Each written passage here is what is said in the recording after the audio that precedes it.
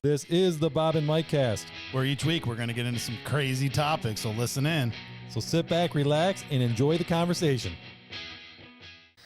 Hey, everybody. Welcome to the Bob and Mike cast. I am Mike Ismarchik here with Realtor Bob. Realtor Bob. Okay. Well, at least for now, if you're following the headlines, today, realtors are in trouble, huh? Yeah, we are.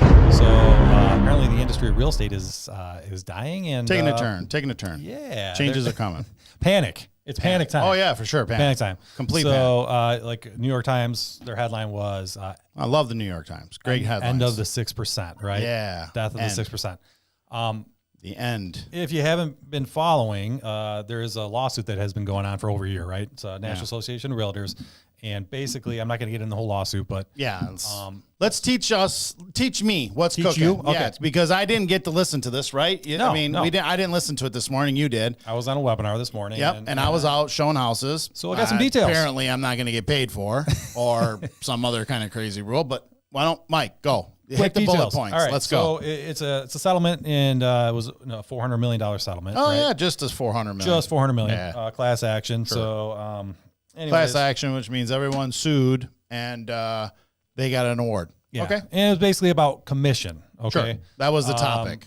And they're basically saying that the commission that is paid to somebody that represents a buyer's agent, is technically they want it to be public information, and it can't be on the multiple listing service, which is like a private portal, right? So they said basically private offers of compensation are not allowed. Okay. Right. That's one of the bullet points. So what that means is, us as agents, when we go to show a house, which is a broker-to-broker agreement. Broker-to-broker agreement, the seller will say to their listing agent, they'll agree on a compensation amount. Say 6% is kind of the standard, although that's not the average. The average over the past year is actually 4%. Did you know that? Yeah, of course. Yeah, so we know it's going. It has gone down. But hey, thank you, media, for bumping us up to 6%. Yeah, well, it's a great standard. We'll take it.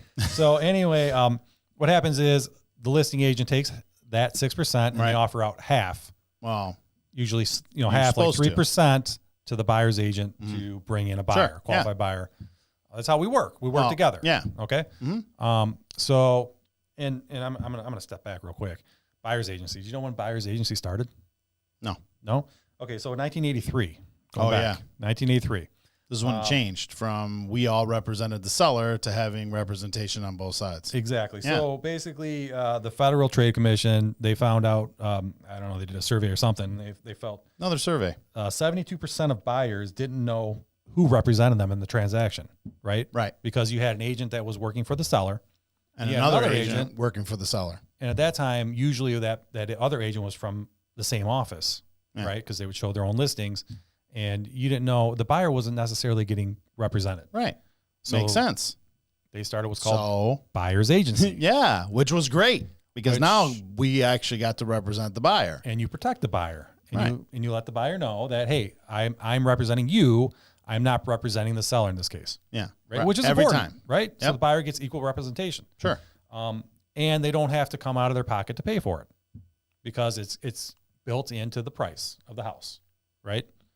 Yeah. It was So it's a win-win. a line item transaction fee. Win-win, right? Yeah. So so apparently in an effort to protect the consumer, the DOJ is taking this away.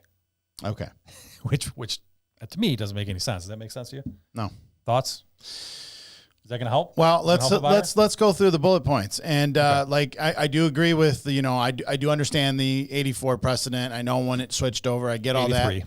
83. 83, 84. Okay. Yeah.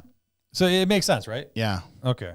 So basically what's going on is one of the things that came out of this lawsuit is now and again, this is the lawsuit. They came to a settlement, but it's not complete yet.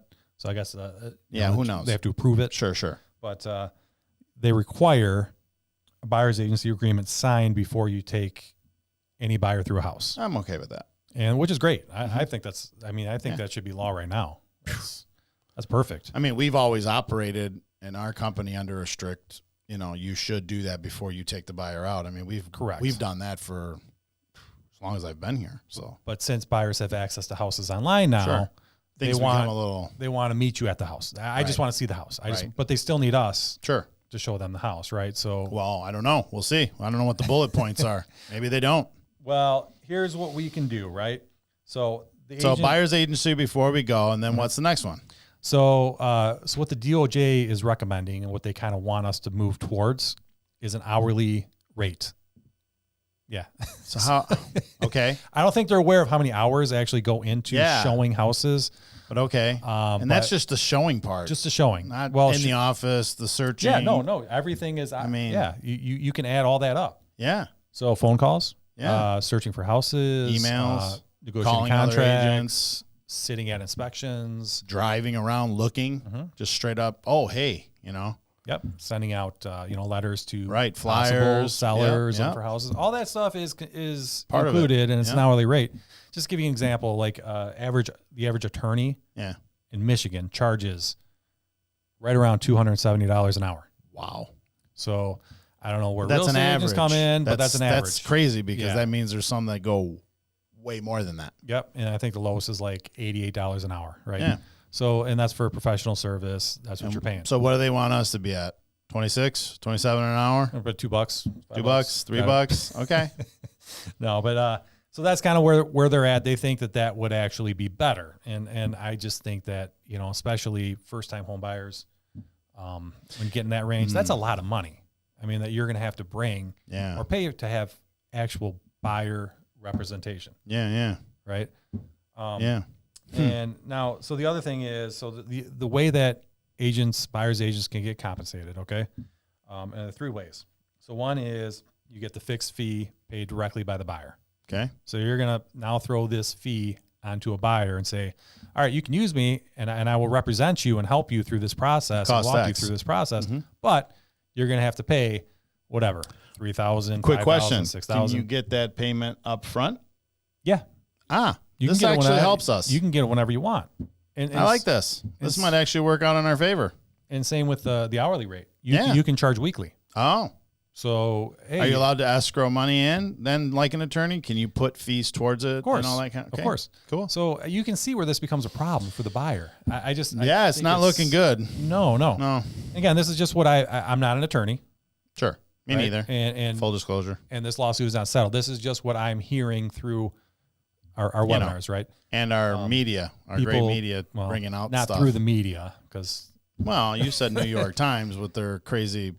If you listen to the New York Times, you're going to get some misinformation. That's what I'm saying on this topic. Okay, right? So like I said, the great media. Go. Yeah. So number 2 is the seller can give concessions, which happens now. So if you sell, let's say you sell a house for $100,000, your seller, you would offer out 3% concessions that would go eventually towards helping the buyer pay their realtor. Okay. So instead of paying 100, you're paying 103. Sure. Okay.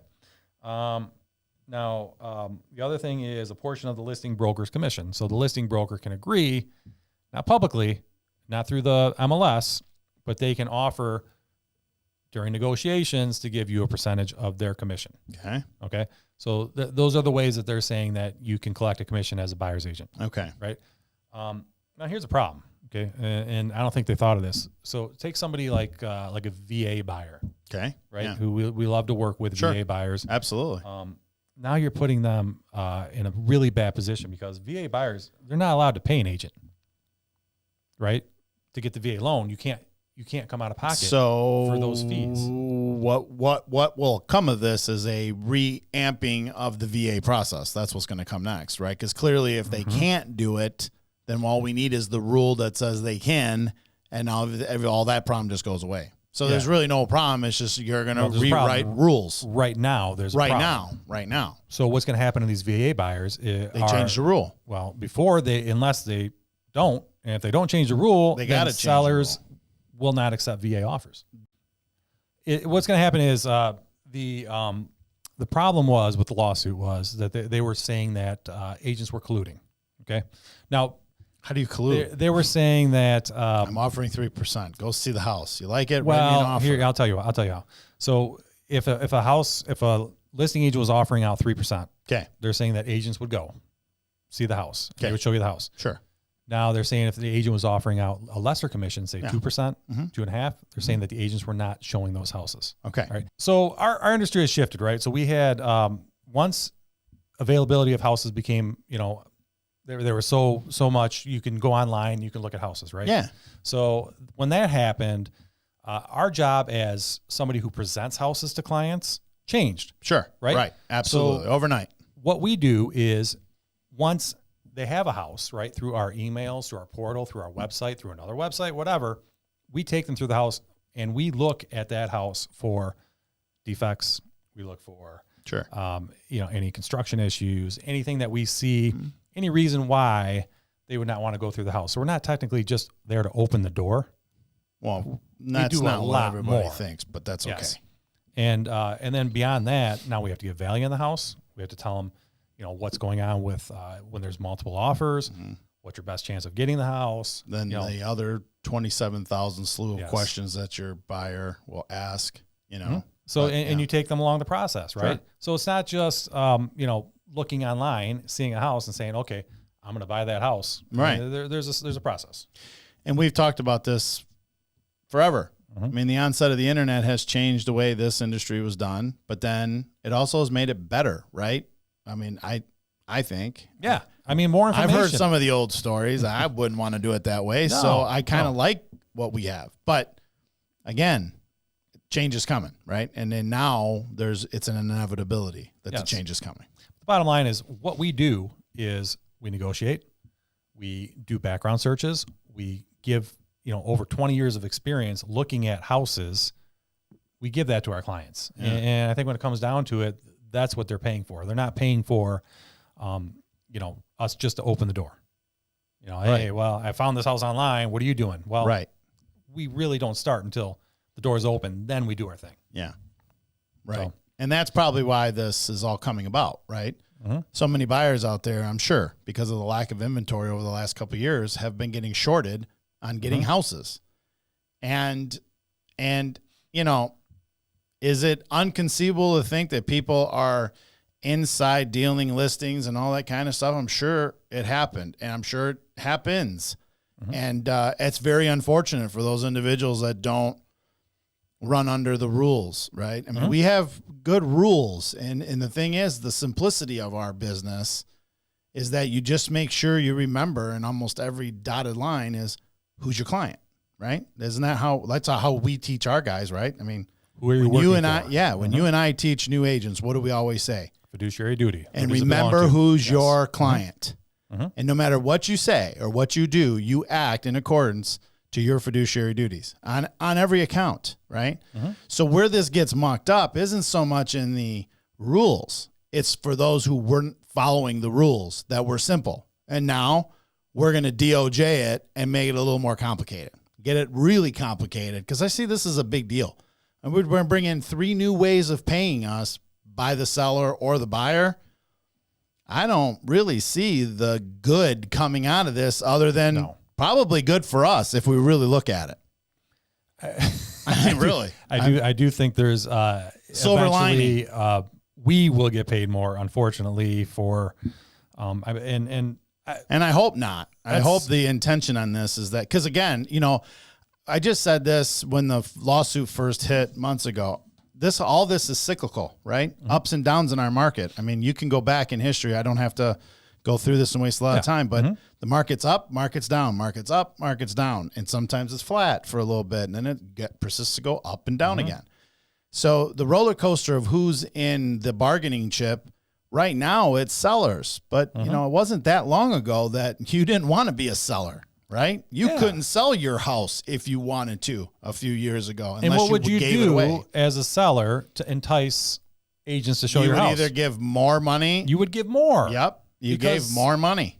You would give bonuses, or you would give more, charge me 7%. Offer 4% to the buyer's agent. Do anything you can to get the buyer to buy my house. There were buyer's agent bonuses. But this is what happens when you have a market where now you're asking sellers to sell, right? And sellers are sitting on 2% and some sitting on less than 2%, 30-year fixed mortgages. They're not selling. They're never going to sell. They'd be crazy to sell.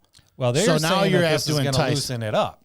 There's no way this loosens it up. It doesn't change the yeah. fact that I have a 2% 30-year fixed mortgage. I'm not going to leave. They think that by taking the buyer's commission out of the process or out of the, off of the MLS, that it's going to lower home prices. Now, the thing that I see is sellers are just going to take home more money.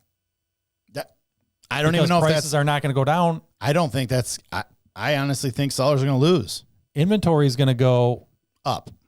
It's going to go up. Well, it has to right now, but inventory is still at some point it's going to go up. And then that's what they're trying for. So then what's the sellers going to do? And then they have to offer more so when money. the buyers are now, when we turn this over to a buyer's market, then what happens? Because right now we're in a seller's market. So the question is, buyers get to negotiate. I believe, wasn't the settlement supposed to be that you kind of are separating the two agencies, basically, listing and buying? And that's really trying to make a more definitive line between the listing agents and the buyer's agents. So you don't get your money from the listing agent.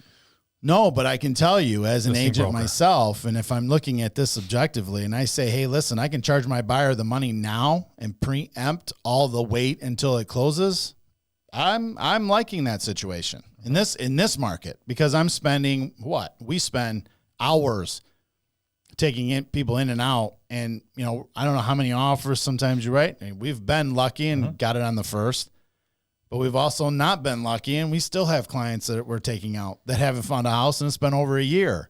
Not to mention when we're giving our own money concessions to get a deal done, when we're paying for a repair for a refrigerator that something happened at the walkthrough or whatever the case is. I mean, paying for inspections, those making sure things that are going to start to go away if that's not the way we're being compensated. But it is what it is. It is what it is. Changes are coming. I think it's worse for the consumer, but I can see how they can frame it as a good thing, but it really, really is not, in my opinion. I'm going to agree with you. I mean, like I said, anytime change comes, it's usually welcomed. But when it's changed because somebody's being sued and all this other stuff, which we all know in our industry happens all the time. If you've been at a closing yourselves at any time in the last 10 years, you'll see that the stacks of papers are immense, right? And the things you sign are tons of. Every extra page means somebody got sued. That's basically it. And that's how I break it down at every closing. Yeah. We're only signing all this stuff because somebody somewhere was sued. And now to protect everybody else, we have to add this document. Basically, I'm going to say that if the DOJ is involved in this and the NAR is settling at $400 million, my honest opinion would be is probably some mishandling of how this was all going down probably did exist. And doesn't matter who did it, doesn't matter. We're all going to pay the consequences, but hopefully the new rules gets us all back onto a, fair playing ground, as they say. Hopefully. I mean, at least that's how I see it. What do you think? Yeah. Anyways, so I think that's, that kind of sums it up, right? Yeah. Know your client. Know your client, right? Work for your client. Work for your client. Earn your money. And all should be easy. But again, we've mucked up the waters now, so we'll see how it all settles out, right? I mean, that's what we got to wait for. Well, we have till mid-July, right? And that's when the changes are going into effect. So till then, a lot of learning, a lot of updates, and be a lot of questions. And we'll try to make sure we get on here and give them to you. All right. All right, man. Okay, everybody. Thanks, guys. Have a great day. Have a great day.